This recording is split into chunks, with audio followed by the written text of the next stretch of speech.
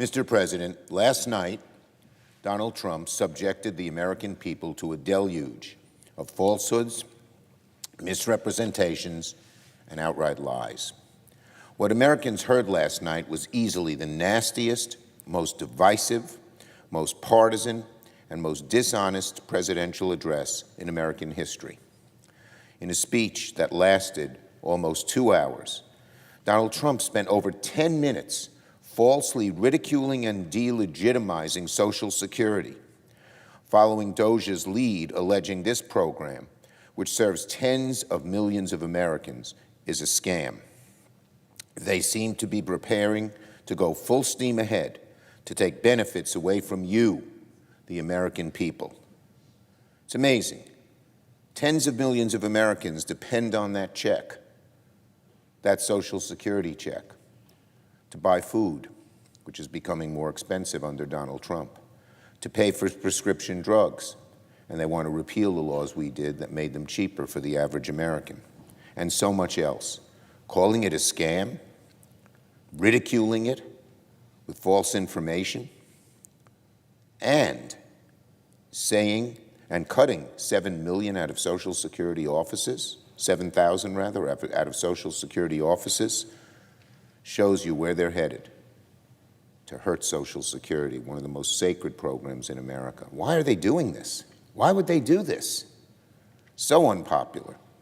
Only for one reason: the motivation of Donald Trump, Elon Musk, and the Republican Party is tax cuts for the billionaires.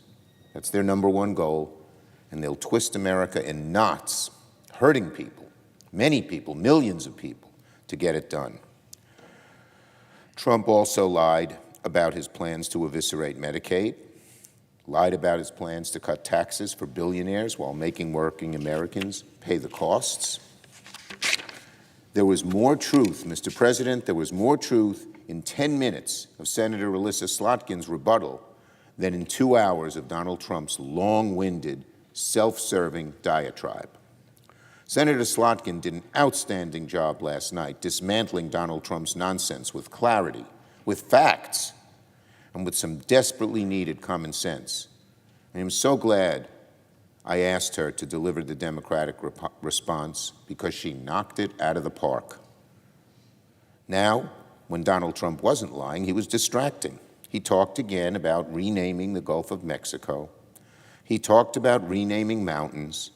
He said that he was a better president than George Washington. What a bubble this guy's in. What planet is he on?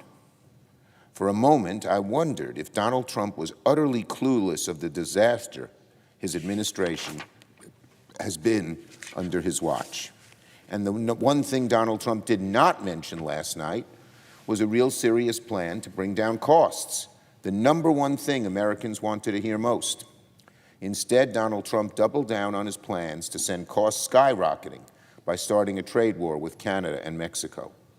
Let's be very clear about this. Donald Trump's tariffs are a tax on working and middle-class families. The average American household could see an extra $2,000 a year in expenses. Tariffs mean the cost of pretty much everything would go up, not just cars, although he could destroy this car industry. Remember, for about 40% of the parts that are in American cars come from Canada, but also housing and groceries and food, beef, dairy, eggs, the cost of furniture and smartphones and laptops and fertilizer for farmers. Even going out to dinner with friends will all be more expensive because of Donald Trump's tariffs. Tariffs will slow growth, they'll erode profits, they'll worsen unemployment and inequality, and wreak havoc on supply chains that tens of millions of people and businesses depend on. And let's be clear, the administration has obviously not thought through these tariffs. They seem to be changing their plans by the hour. Even this uncertainty is extremely harmful to the economy. It makes it impossible for businesses to plan ahead. It depresses spending. It slows growth, eats away at consumer confidence. Yes, there are certain tariffs, particularly against China, which is competing with us economically in unfair ways, that might make some sense. But these have been unthought through. They're creating chaos for the economy. That's the one thing that the tariffs are accomplishing. Chaos for the economy, stock market plummets. And why? Why are they doing this? Well, it's not different here than Social Security or Medicaid. Why is Donald Trump hell-bent on starting a trade war when virtually every expert knows the casualties of a trade war will be families and consumers? The reason's very simple. One reason. He and Doge say that Social Security is a scam. They want to take away people's benefits to pay for billionaire tax cuts. That's the whole ball game. I can't think of a time when any president ridiculed Social Security the way Donald Trump did. And I can't think of any time where someone was more chaotic and deleterious on tariffs than Donald Trump was. What they're seeking in return is the greatest transfer of wealth from working families to billionaires in the history of America. They want to take Social Security benefits away from you, the American people. They want to take health care away from you, the American people. They want to take away education and medical research and infrastructure and basic public services. Why?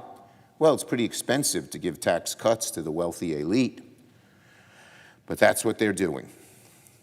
That's what a transfer of wealth looks like to the average American, taking so much away from you, things you need and depend on. But Donald Trump and Republicans forget one thing.